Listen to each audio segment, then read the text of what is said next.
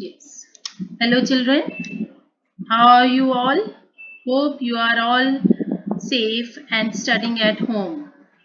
बच्चों, आज हम पाठ 2 अनोखा जादू का खेल आरंभ करने जा रहे हैं। इस पाठ में बताया गया है कि किस तरह एक अध्यापिका ने अपनी सूझबूझ से अमन नाम के एक बच्चे की बुरी आदतें छुड़वा दी। चलिए अब पढ़ते हैं हम जादू का खेल।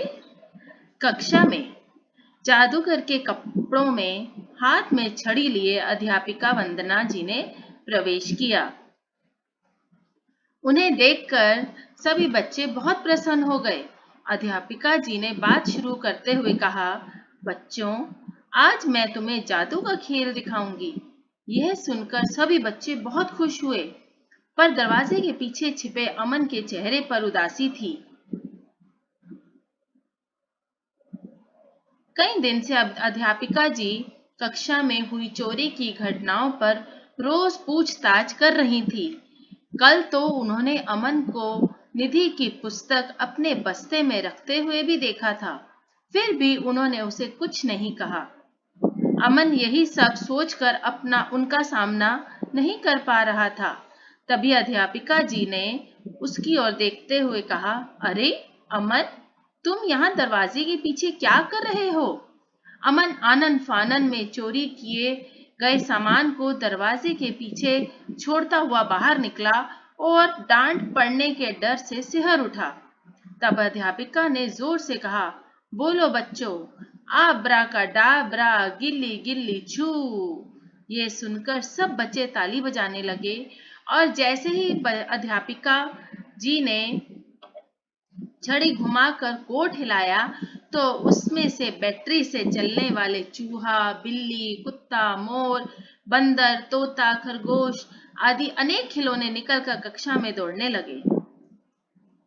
देखिए बच्चों, चित्र जैसा कि आप देख रहे हैं कि इसमें सब उन्होंने तरह तरह के खिलौने निकाले और वो सब इधर उधर दौड़ने लगे।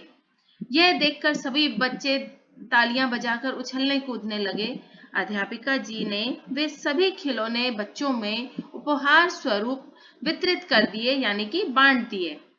खिलौने पाकर सभी बच्चों ने अध्यापिका जी को धन्यवाद दिया। देखो, जादू का एक और खेल, जिससे तुम्हारी खोई हुई चीजें वापस आ जाएंगी। अध्यापिका जी की ये बात सुनकर सभी बच्चे आपस में खुसर खुसर करने लगे। तभी पार्थ बोला, अध्यापिका जी, क्या मेरा पेन भी जादू से वापस आ जाएगा? मेरी नई बोतल भी? रिया ने कहा। निधि बोली, क्या जादू मेरी पुस्तक भी वापस ला सकता है?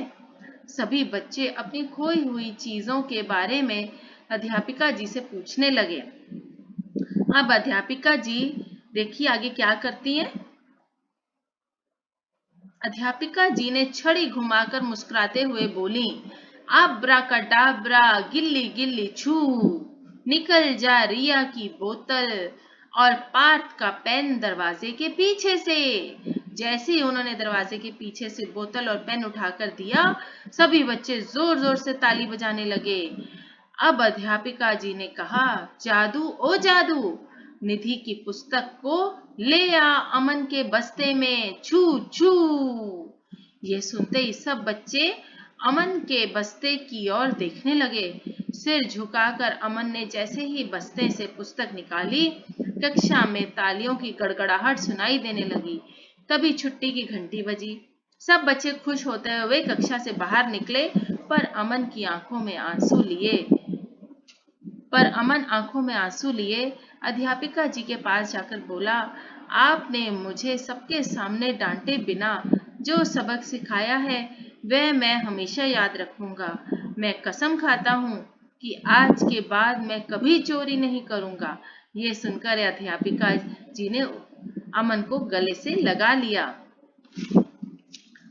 तो बच्चों, इस कहानी में हमने यह सीखा कि हमें कभी भी चोरी नहीं करनी चाहिए और ना ही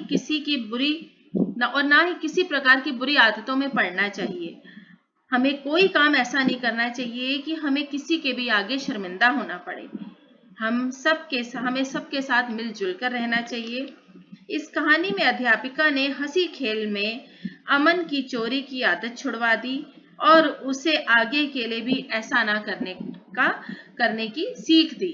तो बच्चों, एक अध्यापिका ने एक छोटे से बच्चे का जीवन के प्रति पूरा रुख ही बदल दिया और ये बहुत ही अच्छी कहानी है।